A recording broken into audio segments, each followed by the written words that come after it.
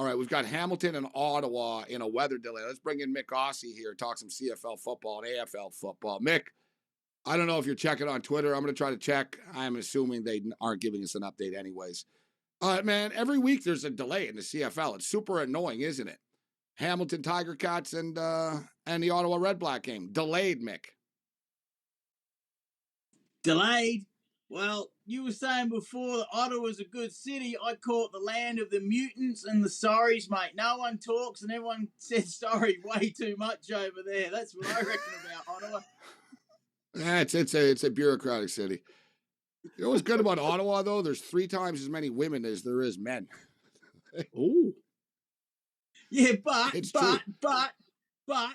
they all want the guy with the $100,000 government job and the $100,000. I swear to God, Dave, yeah, I know. It's not 3, but it's literally like one of the it's like 2.2 to 1. It's like, seriously. It's like a disproportionate. Look in the stands of an Ottawa Red Black game. Like you'll notice like it's disproportionate. Right? It's one of the good things about Ottawa. So it's a small town, but their football team's playing well right now, Mick.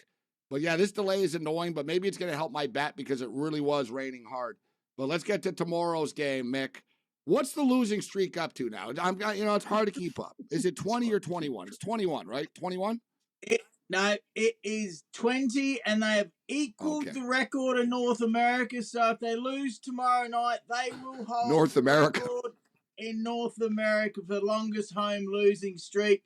But Vernon Adams is out, so Evans is in at quarterback, so it gives the Elks some sort of chance.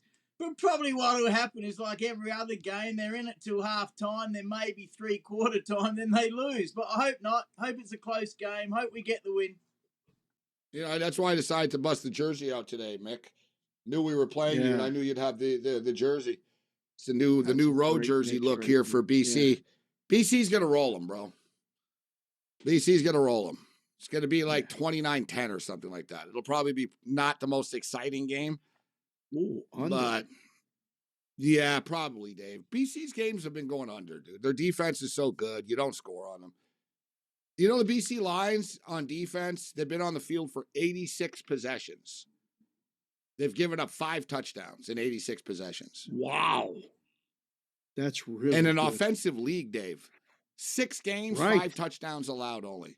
And let's be real, those touchdowns were all against Toronto in that game when their quarterback threw 6 interceptions and kept putting the ball on the 10-yard fields. line. Right. Yeah. They had short fields. It was easy. Like that screwed their number up. If not for that, like you don't move the ball on them. So it's hard. Like I got burnt betting overs already. I'm like, I can't do it anymore.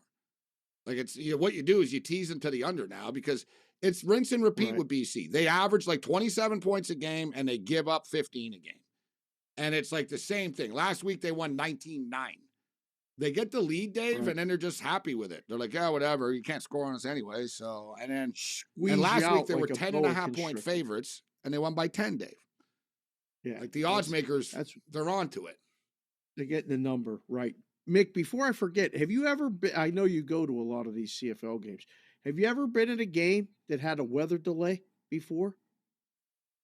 Oh, yeah. Here in Edmonton, we had a weather delay. See, what happens, mate? The storms come through and it might be crazy for like 10 minutes, half an hour. We had a tornado only 2.5 hours down the road a couple of weeks ago, just north of Calgary. So we get tornadoes up this way. In about 1986-ish, there was like 13 or 20 people killed here in a tornado, only like 20 minutes west near Sherwood Park. So I've heard all about that. So yeah, we get them. They come all of a sudden, big downpour, then it's sunny again lots of times. That might be the best thing for the Elks tomorrow. That there's something happens, weather cancels the game. Some weather. Yeah. What's the dog like, Nick? There's Lincoln. Hey, Lincoln. Does Lincoln like the Elks? Yeah, who's he picking? The Elks or the Lions? Oh, I think the Lions will win. Let's just hope the Elks cover. I hope they win, mate, because it's getting a bit monotonous. So many losses. And when the winter comes, there'll be no one there if they don't start winning. But Chris Jones and the coaches, this annoys me. They keep saying, oh, we're working hard. We're putting in the effort. basically that's saying we're terrible and we just hope and pray that we're going to come good. Even the players say that. Oh, we go to work every day. We go to work every day. Everyone goes to work every day that cares about their life. I don't like them saying that. It's boring. Yeah. John Wooden, the UCLA coach, has a great line. Don't confuse activity for achievement. Yeah. Right. I love that one. Yeah, That's a good one, right? that is a Yeah, good one. don't confuse Yeah. activity for achievement. So the point spread has come down a little bit because Dane Evans is in, former Tulsa Golden Hurricane quarterback. It will be starting for the BC Lions, but BC's defense is just suffocating. They've only lost one game this year. BC are minus 7.5 right now. And we got the Rough Riders and the Argonauts, Mick, tomorrow. This game is a neutral game, a neutral field game in Halifax. Argonauts are 11-point favorites now. Total is 47.5. Who do you like in this game? Oh, I like the Argos to win, absolutely, because the Riders, well, they're on their backup quarterback with Harris out, and they've gone from BC all the way out east to Halifax, so they've got a bit of a travel problem. 10 or 11 points, a bit much, but that Kelly is going great at quarterback. Argos are 5-0. Argos to win. Oh, the cover's tough. Let's say the Riders just cover, but Argos will win by 7 or 10, I reckon. Out there in Halifax with the boats Nick, and the crazy Irish people. It's great out there. I'll ask That's a you fun because college Gabe town. already told me. He already told me Montreal's going to beat Calgary. That's the play. That they're going to win. All right. I know you're not a fan of Calgary, and it's not personal, but Montreal's the side in that game, right? Well, I think the Stamps are going to start to come good. They had a tough overtime loss against the Red Blacks. I think the Stamps can keep it really close. Ours are overrated. I know they're Gabe's former ex-team, but don't be surprised if the Stamps get up and have a win over there. Their quarterback's starting to do better. Their wide receivers are good. I think they've underachieved the Stampeders, even though I don't like them. Calgary Stampeders 0-6 against the spread. Last 6 trips to Montreal. Calgary Stampeders 2-11 against the spread. Their last 13 games overall against the Montreal Alouettes. I don't think the Alouettes are great. To me, the over is the play of this game. I really like the over this game. I think there's going to be a lot of points. Going to go up and down the field on each other. But I do think Montreal will find a way to win this game. Calgary has just never win in Montreal. They haven't. We'll see if this collection is different. But I don't disagree, Mick. I don't think Montreal are a great team. I don't, but it's funny because everybody thinks they suck. But they, you know what I mean? They don't. But everyone thinks they do. And everyone, I don't think Montreal is very good, and they're battling. So they need to stop the bleeding. The Alouettes have lost the last 2 games, but they also lost to the Winnipeg Blue Bombers and the BC Lions, the 2 best teams in the league, along with the Argonauts. So let's get into the AFL, Mick. And speaking of which, let me ask you, Mick, how cold does it get in the wintertime in Australia? Because I'm watching the Women's World Cup, and people are wearing like big winter jackets. They have big hats on and stuff, like they're in Green Bay. Like, why the hell are we having a World Cup there if it's so freaking cold in the wintertime? How cold is it there anyways? And it's always raining. Mate, they're all wussies, aren't they, compared to me up here? It gets to about, it'll get to zero at night where I'm from in Adelaide. Melbourne. So it's like BC weather type thing. It's sort of like around freezing, but not too cold. Oh, no, not as cold as BC. So Melbourne, it'll be +8 Celsius, and it'll be windy and raining. So you do feel the cold a little bit more when it's, say, +8 or 10 compared to here. Tassie below is even colder. Tassie's kind of like New Zealand, kind of like BC weather. But now Melbourne can get a bit rainy and windy, but they're all wusses now after what I've lived in up here, eh? Well, no one's as tough as you, Mick. I'm just asking. No.